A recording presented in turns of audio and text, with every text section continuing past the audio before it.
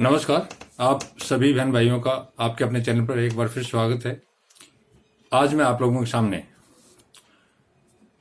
Open church video 4 में व्यवस्था की शिक्षा, यह व्यवस्था की शिक्षा जो है नए नियम में दी गई है, अर्थात न्यू टेस्टामेंट में। तो प्रभु का जो ज्ञान है, उसका जो नियम है, वो ईसा ने समझाया है कि किस तरह से जीवन यापन आपको करना है और किस तरह से आप शुद्ध होके परमात्मा और उसके नियमों पर चलकर परम पिता परमात्मा के स्वर्ग के राज्य के अधिकारी होंगे। तो कृपया ध्यानपूर्वक सुने।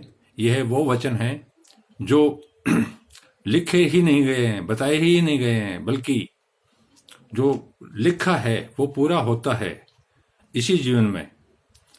कोई आदमी इसकी अवहेलना करके इस धरती पर सुखपूर्वक जीवन यापन नहीं कर सकता और आगे जन्म जन्म तक वो भोगता है।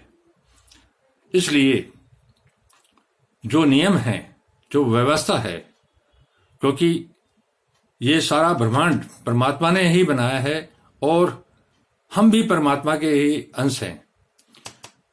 तो कोई भी आदमी अपने कर्मों द्वारा, दुनिया में ऐसे बहुत से एग्जाम्पल हैं जो कर्मों के द्वारा ईश्वरीय धरातल तक पहुंच सकता है, जैसे ईसा ने किया, गुरु नानक ने किया, भगवान श्री कृष्ण ने किया, गौतम बुद्धा ने किया। सब अपने कर्मों से उस धरातल को छू के और स्वर्ग के राज्य के अधिकारी हुए। तो ये एक आदमी के लिए या एक ग्रुप के लिए या एक गिरोह के लिए या उसके लिए नियम नहीं है, ये पूरी दुनिया के हैं।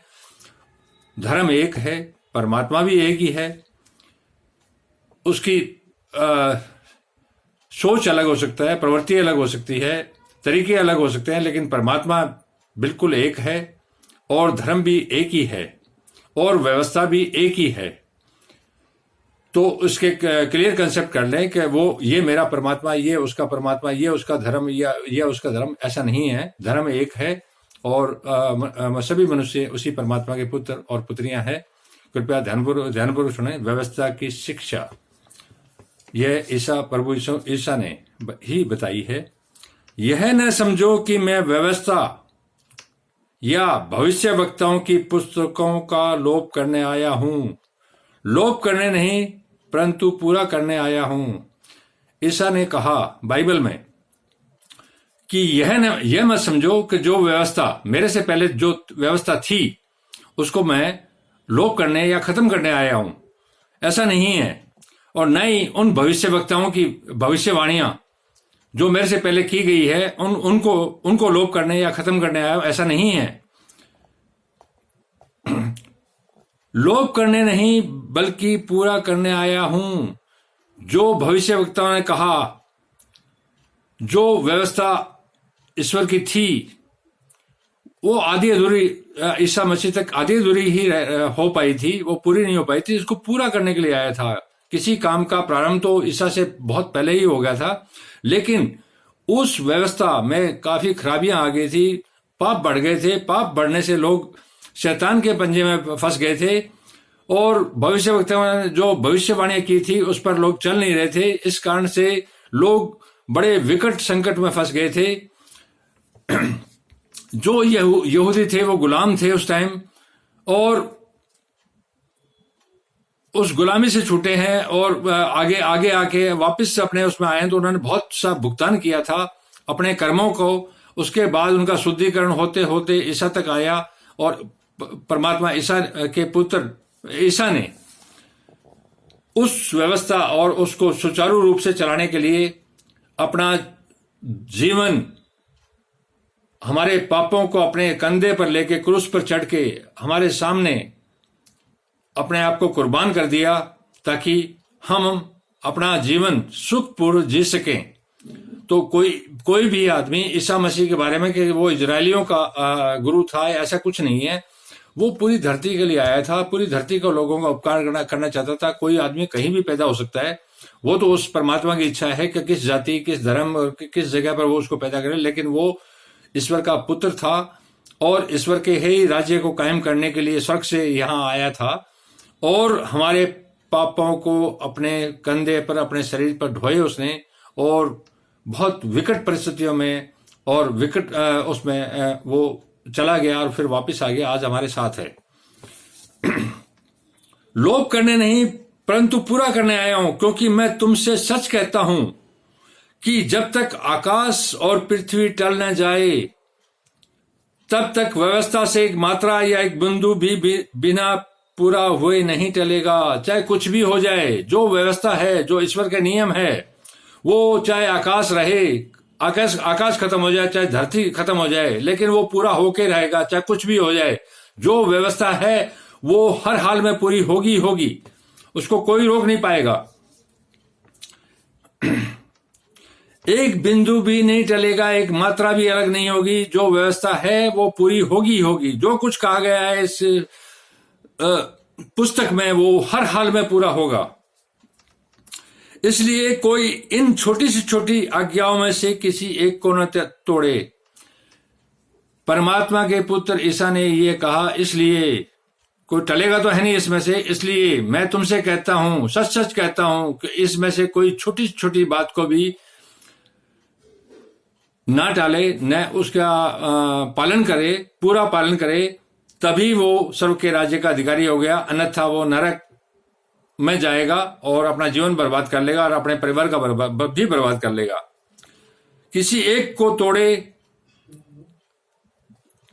छोटी छोटी आज्ञा उसने किसी एक को तोड़े और वैसा ही लोगों को सिखाए। जो कुछ जो भविष्यवक्ता हैं और गुरु के रूप में जो कार्य कर रहे हैं, वो भी आधा अधूरा से अगर सिखाते हैं, वह स्वर्ग के राज्य में सबसे छोटा कहलाएगा। कोई भी आदमी जो धर्म गुरु है और जो शिक्षा, धर्म पर शिक्षा दे रहा है, अगर इस व्यवस्था के खिलाफ या इस व्यवस्था को कम करके या अपनी कोई चीज मिला के उनको दूसरे भोले भाले लोगों को जो सिखाएगा, वो स्वर्ग के राज्य का सबसे छोटा कहलाएगा। परंतु जो कोई उन आज्ञाओं का पालन करेगा, परंतु जो इन आज्ञाओं का पालन करेगा और पूरे रूप में, जितना मेरे में ज्ञान है, जितना मैं सिखा सकता हूं उतना मैं सिखाऊंगा ईमानदारी से, वही स्वर्ग के राज्य में महान कहलाएगा। क्योंकि मैं तुमसे कहता हूं, मैं का मतलब ईसा ने कहा, क्योंकि मैं तुमसे कहता हूं कि यदि तुम्हारी धार्मिकता मैं तुमसे कहता हूं कि तुम्हारी धार्मिकता अर्थात तुम्हारे धर्म कर्म के कार्य शास्त्रियों और फरीसियों की धार्मिकता से बढ़कर न हो, तो तुम स्वर्ग के राज्य में कभी प्रवेश न कर पाओगे। मैं तुमसे सच सच कहता हूं। प्रभु के पुत्र ईसा ने यह कहा। शास्त्री और फरीसी का मतलब है जो पूजा पाठ में लगे हुए हैं और धर्म कर्म के कार्य में जो लगे हुए हैं, चाहे वो किसी भी पद्धति से कर रहे हो, वो शास्त्री और फरीसी ही के रूप में है। अगर जो दुनिया के शास्त्री हैं, जो दुनिया के लिए मंदिर, मस्जिद, गुरुद्वारे, चर्च वगैरह में जो भी व्यक्ति धार्मिक कार्य में लगा हुआ है, अगर उनसे मेरा बढ़कर कार्य नहीं होगा तो मैं स्वर्ग के राज्य में कभी प्रवेश नहीं कर पाऊंगा। तो जितने भी दुनिया के शास्त्री हैं, दुनिया के जो जितने भी पंडित हैं, जितने उनके हैं, अगर उनसे मैं ज्यादा शुद्ध नहीं हूं तो मैं स्वर्ग के राज्य का अधिकारी नहीं होऊंगा। मुझे या दूसरे लोग जो इस स्वर्ग के राज्य का अधिकारी होने के लिए आतुर हैं और जो होना चाहते हैं, उनको उनसे महान बनना होगा अपने कार्यों द्वारा, अपनी शुद्धता और अपनी पवित्रता द्वारा, अन्यथा वो स्वर्ग के राज्य का अधिकारी नहीं होंगे। दुनिया में वो धन कमा सकते हैं, नाम कमा सकते हैं, लेकिन वो शैतान की गिरफ्त में आके नरक के अधिकारी होंगे और अपने कई आने वाले जन्म का नाश कर लेंगे। इसलिए प्रभु ईसा ने जो व्यवस्था की पुस्तक में जो नियम और जो धार्मिकता बताई है, उसका एक एक हिस्सा, एक एक शब्द, एक एक मात्रा इतना पवित्र और इतना शुद्ध है कि उस पर चले तभी वो स्वर्ग के राज्य का अधिकारी होगा। इस काम के लिए कोई लोगों को दिखाने के लिए नहीं, बल्कि परमात्मा को दिखाने के लिए ही जो आदमी करेगा वही स्वर्ग का राज्य का अधिकारी होगा। जो कुछ धार्मिकता कार्य कर रहे हैं वो उसके बदले में जो कुछ संसार से चाहता है वो भी स्वर्ग के राज्य का अधिकारी नहीं होगा, बल्कि जो निस्वार्थ होके प्रभु परमात्मा को समर्पित होके और ईसा को समर्पित होके जो कार्य करेगा वही स्वर्ग का राज्य का अधिकारी हो गया, अन्यथा कभी भी नहीं हो पाएगा। धन्यवाद। शुभ रात्रि।